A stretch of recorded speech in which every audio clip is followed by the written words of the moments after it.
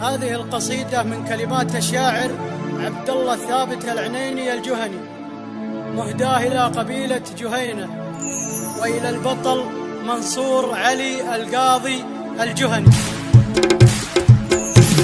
سلم على الجهنان لنا الخطر بان، نعودت للحرب ولا الطلب، جهنان واحفاد الصحابة وشجعان، تقدم على الموت الحمر ما تهاب.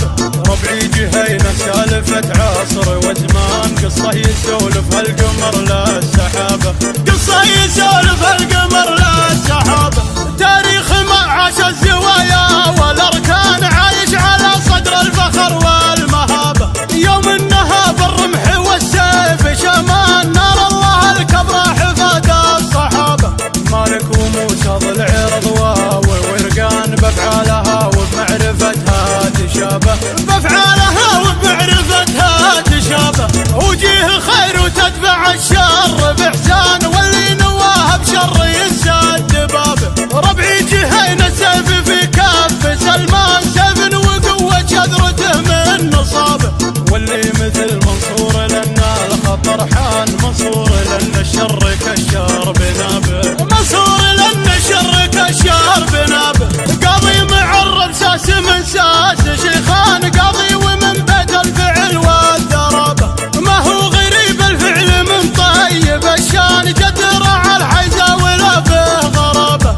من دون حد الدار شعله ونيران، ما نوخت به بالمواقف ركابه، ما نوخت به بالمواقف ركابه. شبل القضاه مرجحت كل ميزان، بلسم لمن همه وسقمه غدابه.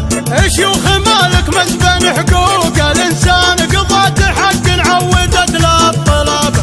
هذا طلال ويقضي الشان ذيبان، للعرف والمعروف ما صاد كبابه، للعرف والمعروف ما صاد كبابه. شيخ ومقطع حق ولسان وحصان، شيخ يبشر بالسعد من هقابه.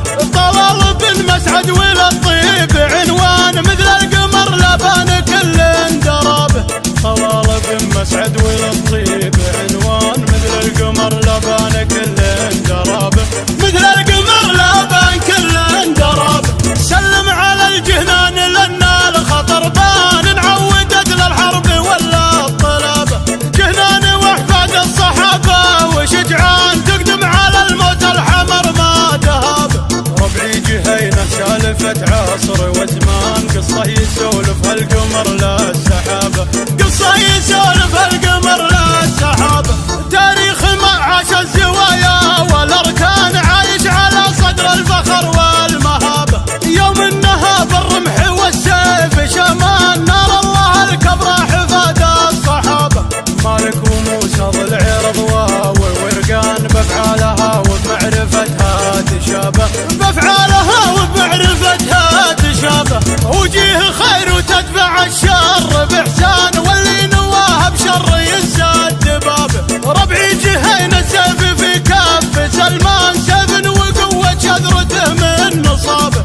واللي مثل منصور لنا الخطر حان،